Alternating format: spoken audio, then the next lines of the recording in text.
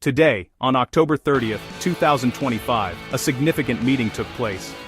President Donald Trump of the United States met with President Xi Jinping of China. The summit was held at Gimhae Air Base in Busan, South Korea. This was their first face-to-face discussion in 6 years, a long time in global politics. The meeting lasted for 1 hour and 40 minutes. It happened during a period of very high tension. The world was watching closely, expecting little, but fearing much. The primary source of this tension was an escalating technology and trade conflict between the two economic giants. Following the discussion, both leaders gave positive public statements. President Trump called the meeting amazing, and even rated it a 12 on a scale from 0 to 10. He said they had reached conclusions on many very important points. This optimistic tone came as a surprise to many observers. The weeks leading up to the summit were filled with hostile rhetoric and actions. China had just announced strict new controls on its exports of rare earth minerals. These controls had threatened to disrupt global technology supply chains in a major way, sending ripples of fear through many industries. The central part of the Busan Agreement revolves around a direct trade-off.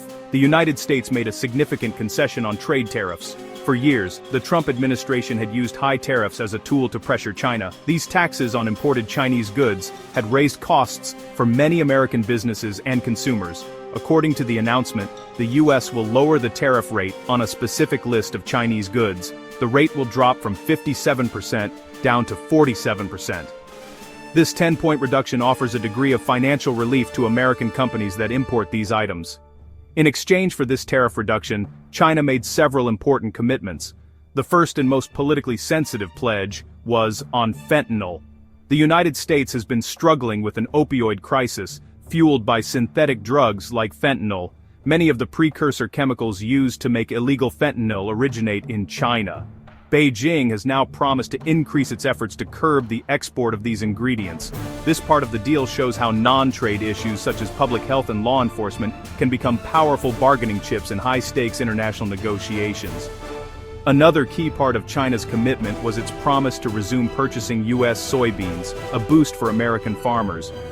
This balanced exchange of concessions forms the foundation of the Busan deal. It is a classic example of transactional diplomacy, where each side gives something to get something.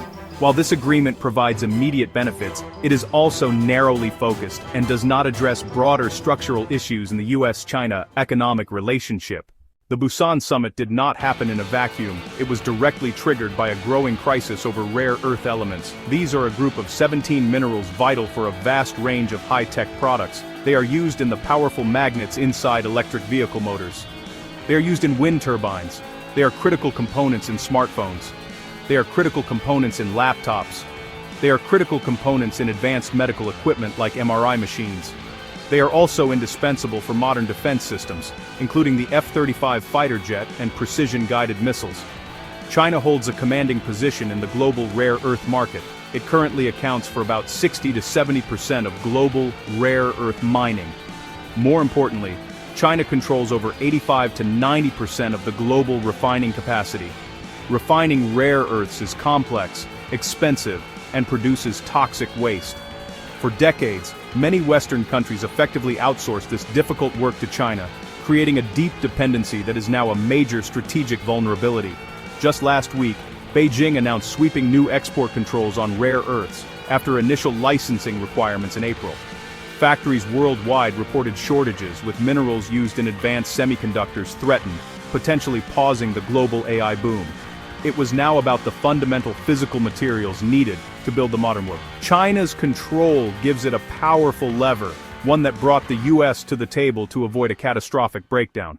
The most immediate outcome for tech was a temporary reprieve on rare earths. Trump said Xi would put up no roadblock at all on exports. This assurance answered panic after China's export control announcement. The promise of uninterrupted supply brought a collective sigh of relief from dependent industries. Consumer electronics and green energy could keep lines moving. China agreed to postpone its toughest new export controls for a period of 1 year. This delay is crucial. It gives businesses and governments a window to adjust strategies and seek alternatives. Without it, many factories face shutdowns within weeks or months. This turns an immediate crisis into a manageable, medium-term challenge.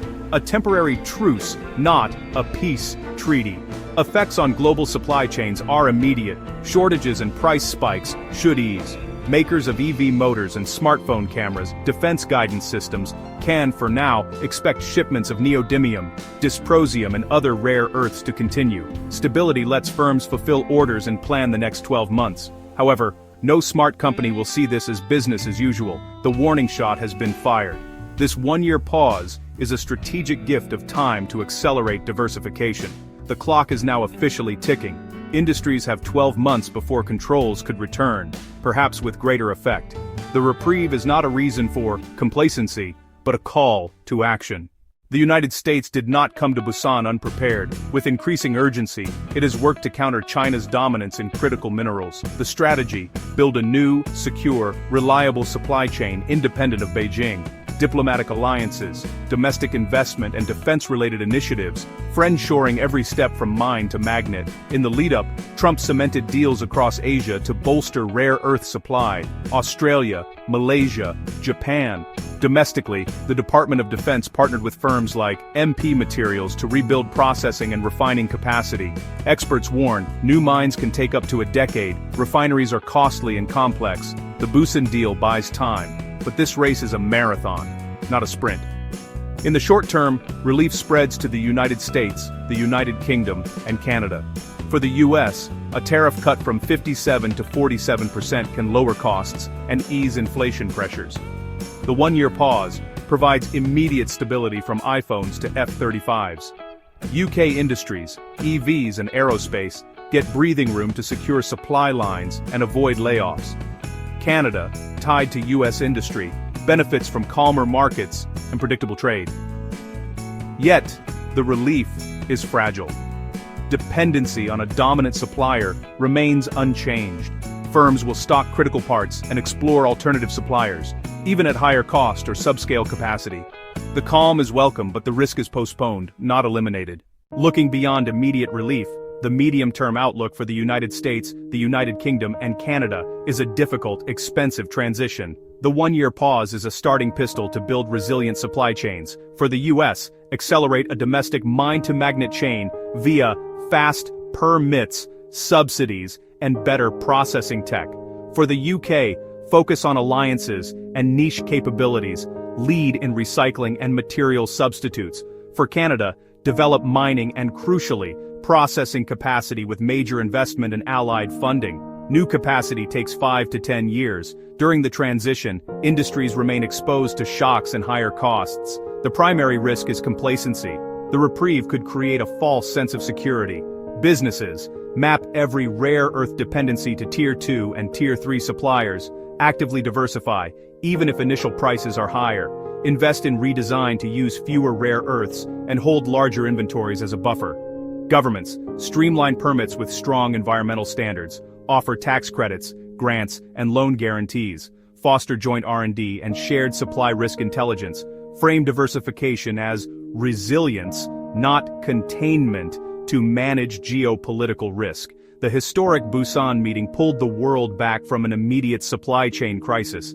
Tariff easing for fentanyl and soybeans, plus a one-year rare earth delay, created a fragile, but welcome calm.